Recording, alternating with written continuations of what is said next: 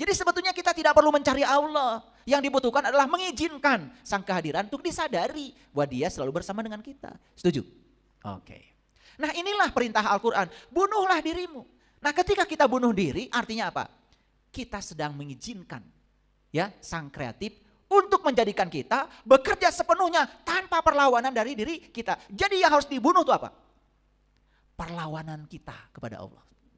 Sebetulnya hanya sinyal dari semesta, ini loh ada cara hidupmu yang salah, ada cara pandangmu yang salah. Betul nggak? Energi kreatifku tidak mengalir kepada kamu. Ada yang terbendung loh oleh kamu, gitu sebetulnya. Nah setelah ngerti begini, jadi berita gembira sekarang? Oke, siapa orang sabar itu? Kita jangan ngarang-ngarang kalau ngaji. Kita tanya, Quran siapa orang yang sabar? Nih kata Quran, allazina idza asabathum musibah qalu inna lillahi wa inna ilaihi. Allah sang kehadiran, Allah sang keberadaan, pernah nggak ada nggak? Gak mungkin, kan dia kekal abadi. Berarti Allah selalu ada. Tapi ada perasaan dalam diri kita seolah-olah Allah itu tidak hadir. Seolah-olah Allah itu hadir. Nah sebetulnya yang membedakan itu adalah posisi kita di hadapan Allah. Jadi sebetulnya kita tidak perlu mencari Allah. Yang dibutuhkan adalah mengizinkan sang kehadiran untuk disadari bahwa dia selalu bersama dengan kita. Setuju? Oke. Nah inilah perintah Al-Quran. Bunuhlah dirimu. Nah ketika kita bunuh diri artinya apa? Kita sedang mengizinkan ya sang kreatif untuk menjadikan kita bekerja sepenuhnya tanpa perlawanan dari diri kita. Jadi yang harus dibunuh itu apa? Perlawanan kita kepada Allah. Coba sekarang saya kasih contoh. Bapak Ibu pernah mengalami satu kejadian yang tidak diinginkan. Pernah? Pernah. Melawan gak? Melawan. Siapa yang melawan? Ya kamu, jelas bukan saya. Ya, tapi siapa yang melawan? Keinginan kan? Ada ekspektasi yang dibangun oleh ego dan yang terjadi berbeda dengan harapan. Lalu yang datang pasti ditolak. Betul? Nah, sekarang pertanyaan saya.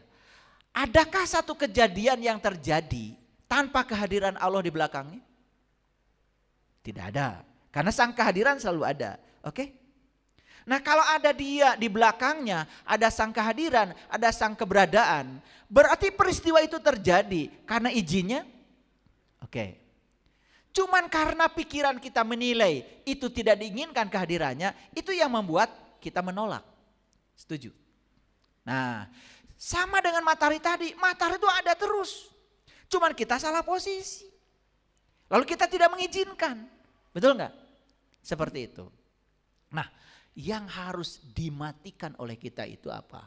Segala sesuatu yang menyebabkan kita selalu tinggal di kampung. Makanya ayatnya apa?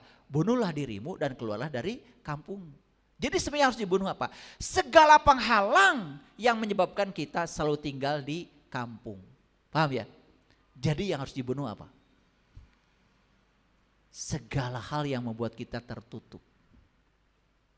Segala penghalang yang membuat kita tidak terbuka. Betul apa tidak? Jadi sebetulnya Allah itu hanya ingin diizinkan saja. Paham sampai sini? Ya, makanya ayatnya keren. Niscaya mereka tidak akan melakukannya kecuali sebagian kecil. Tuh. Dan sesungguhnya kalau mereka melaksanakan pelajaran yang diberikan kepada mereka, tentulah hal demikian lebih baik bagi mereka dan menguatkan. Coba, keren ayatnya. Dipungkas dengan wa asyadda tasbita. Tasbita isbat. Isbat itu artinya teguh, kuat. Oke, lihat saya semuanya Bapak Ibu. Ketika kita membunuh ketertutupan kita dan kita menjadi terbuka, sudut pandang kita jadi luas. Betul? Ketika sudut pandang kita jadi luas, kita bukan lagi sebagai isi. Kita berubah menjadi ruang. Begitu ruang kita luas, coba perhatikan. Ketika kita punya rumah, ruangnya luas. Furniture yang datang sebanyak apapun menjadi sangat bagus kelihatannya. Ditata di ruang yang luas, keren. Tapi kalau ruangnya sempit, beli furniture-nya banyak, itu rumah apa gudang? Rumah apa gudang? Kira-kira diri kita ini rumah apa gudang? Sudah sempit, banyak barangnya. Betul nggak? Iya, segala masuk kan? Betul. Sumpek jadinya. Nah, kalau sudah gudang biasanya di situ ada apa? Tikus ada? Kecoa ada? Nah, kan jangan heran ya. Dalam kesempitan karena tidak pernah terbuka, apalagi angin tidak pernah masuk, jendelanya nggak pernah dibuka, barangnya banyak, betul nggak? Ya, banyakkah tikusnya? Banyakkah kecoanya? Banyak. Semua yang akan hadir di sini, semua hal yang menjijikan. Oleh karena itu maka dalam kesempitan ledakan menjadi sangat berbahaya. Tapi di ruang yang luas ledakan itu tidak berbahaya.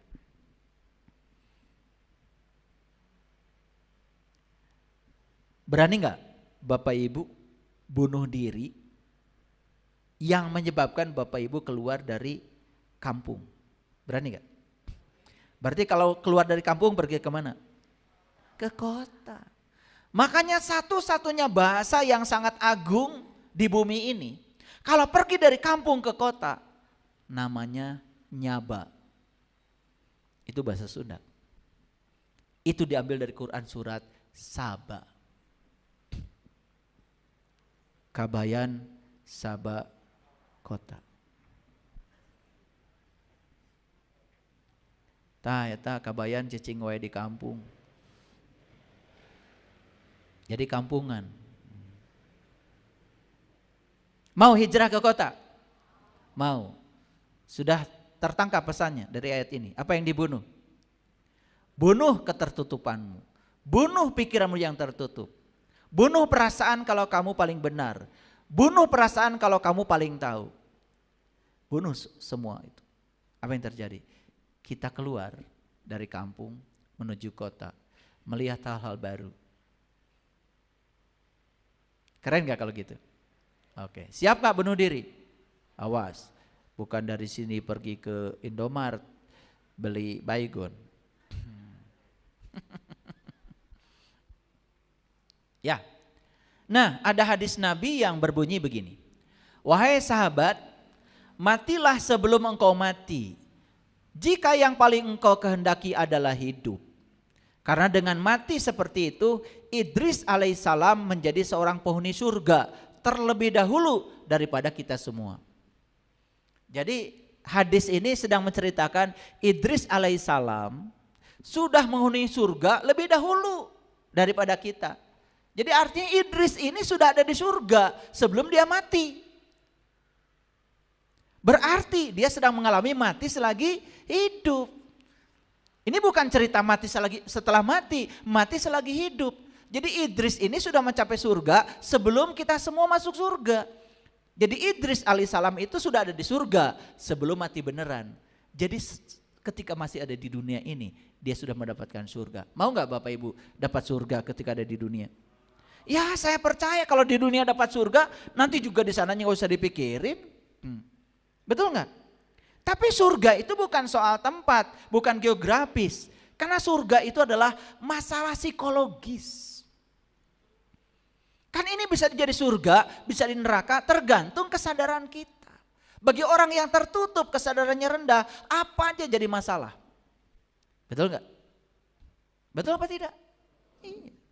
Udah pengalaman. Ya. Nah, engkau telah banyak menderita, tetapi engkau masih tetap terhijab.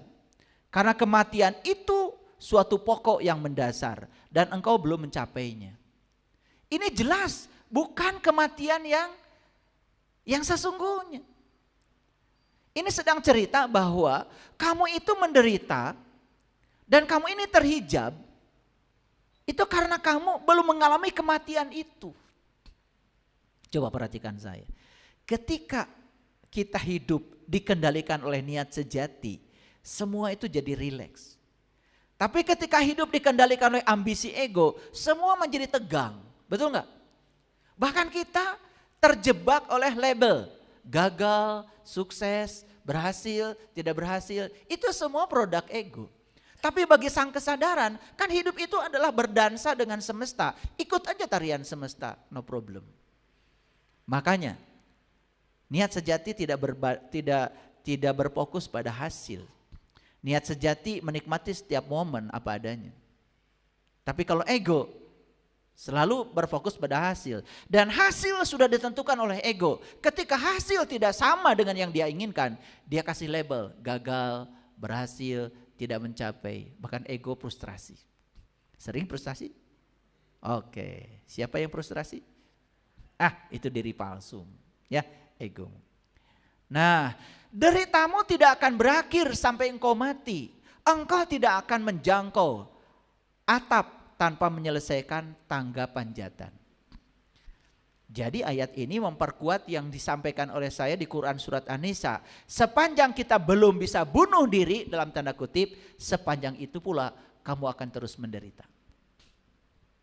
Paham ya? Paham yang harus dibunuh? Yuk, semua hal yang tidak produktif lagi sebaiknya kita tinggalkan. Cara berpikir lama yang tidak melayani, bunuh, ganti dengan yang baru. Cara pandang lama yang suka membuat kita susah, rumit, ganti dengan cara pandang yang lebih sederhana dan melayani. Nah, makanya perintah tentang mati ini ada di Quran surat Al-Fat ayat yang keempat. Walladzi anzala sakinata fi qulubil mu'minin liyazdadu imanan ma'a imanihim. Walillahi jududus samawati wal ar wa kanallahu aliman hakima. Dialah yang telah menurunkan sakinah ke dalam kolbu orang yang beriman. Tahu sakinah? Sakinah dari kata sukun. Sukun itu artinya tanda mati. Pernah belajar sukun? Ya kan? Kalau belajar ilmu tajwid, ya kan? Dulu sebelum ada metode Iqra, kan itu jelas sekali itu ada tanda sukunnya. Misalkan ba ada alif. Kalau dulu kan ada tanda sukun tuh, ada tanda mati. Jadi alifnya ada tapi nggak dibaca, hanya menolong supaya ba dibaca 2 harokat. Itu disebutnya mad tobi'i. Makanya dibacanya ba. Ketika kasroh menghadapi alif, maka dibacanya panjang. Ba, alifnya itu nggak dibaca, alifnya mati. Karena ada tanda mati di atasnya disebutnya sukun. Jadi sebetulnya sakinah itu arti yang sebenarnya adalah mati. Makanya keluarga yang sakinah, keluarga yang mati. Paham? Artinya ketika ada peristiwa apapun, suami istri tidak bereaksi. Persis seperti orang mati. Jadi orang mati kan tadi salah satu kuncinya apa? Mengizinkan, tidak menolak. Sudah gitu gak Bapak Ibu keluarganya? Sudah gitu belum? Makanya cekcok terus. Karena gak mati-mati. Padahal doanya dulu waktu nikah, semoga keluarganya sakinah, mawadah, warohmah. Amin. Padahal gak ngerti. Betul gak? Ya? Nah sekarang udah ngerti sekarang. Oh ternyata sakinah itu saya dengan suami saya, dengan istri saya dipasangkan oleh Allah. Saya dengan pasangan saya berbeda. Berbeda jenis kelamin, berbeda cara berpikir, berbeda sekolah, berbeda keluarga, berbeda suku, berbeda adat istiadat. Bayangkan, yang berbeda disatukan. Nah ketika disatukan sadar kalau saya dengan pasangan saya berbeda. Berarti saya dalam hidup ini latihan menerima dan menghargai kalau saya dengan pasangan saya berbeda. Makanya ketika ada yang berbeda, terima aja dan dihargai, tidak menyerang, itu namanya sakinah. Mati. Sudah gitu belum?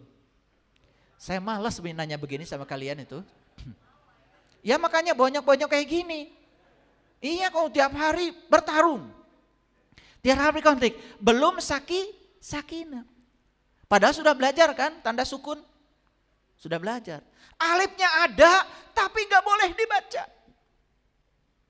Betul gak? Gitu. Ada lagi, kalau kasroh itu ada iya, ya kan? Betul nggak? Ada iya, ada sukunnya, ada. Iyanya ada, tapi nggak boleh dibaca. Betul nggak? Kalau doma itu ada wau, betul nggak? Ya, panjang 2 harokat, tapi wawunya nggak pernah dibaca. Kunu tuh, kap, wau, ada doma, ada tanda sukun, wawunya ada, tapi nggak hidup. Iyanya ada, nggak hidup, alifnya ada, nggak hidup, itu sukun, itu namanya mati. Suami ada? Ada. Istri ada? Ada. Tapi begitu ada yang terjadi tidak disukai, menerima, sukun. Sakinah. Gitu Bapak Ibu. Baru ngerti ya mungkin sekarang ya. Udah nikah berapa tahun? Dialah yang menurunkan sakinah ke dalam kalbu orang yang beriman. Supaya keimanannya bertambah. Kok bertambah imannya? Kenapa? Lihat saya semuanya. Apapun yang terjadi dia percaya. Di belakangnya ada sang kebijaksanaan yang jauh lebih besar keinginannya daripada keinginan ego.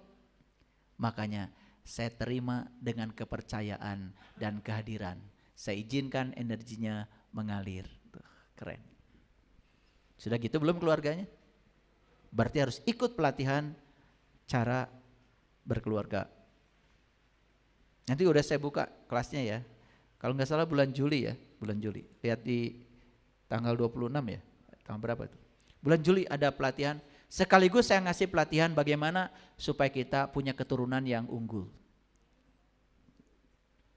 Itu bisa diciptakan.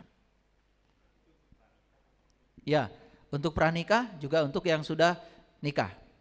Pengantin baru atau pengantin baru boleh ikut, nggak masalah. Tapi yang mau nikah lagi nggak boleh ikut pelatihan saya.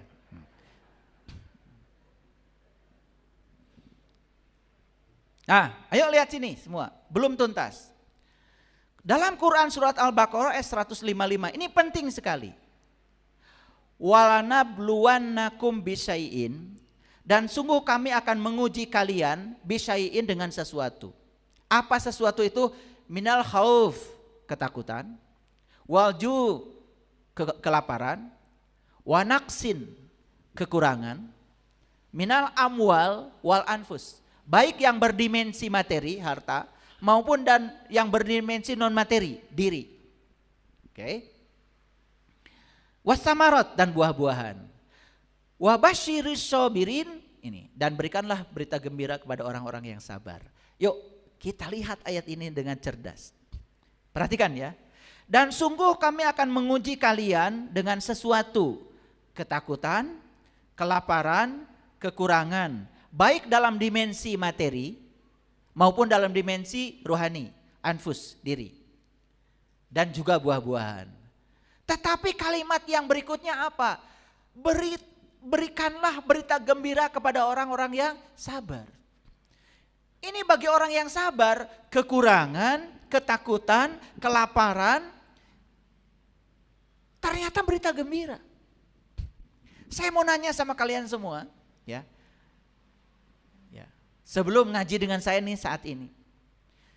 Kalau melihat kelaparan, itu berita gembira bukan? Bukan. Kekurangan, berita gembira bukan? Ketiadaan buah-buahan, berita gembira bukan? Bukan kan? Berarti kalian memang bukan orang sabar. Hebatnya ayat ini, perhatikan. Ternyata bagi orang yang sabar, semua yang disebut dengan musibah itu ternyata itu berita gembira. Ini maksudnya ayat ini.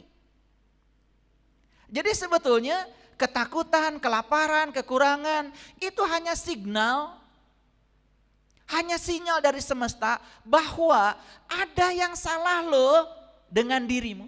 Masih ingat gak kajian saya tadi? Ketika kita takut maka aliran energi kreatif dari semesta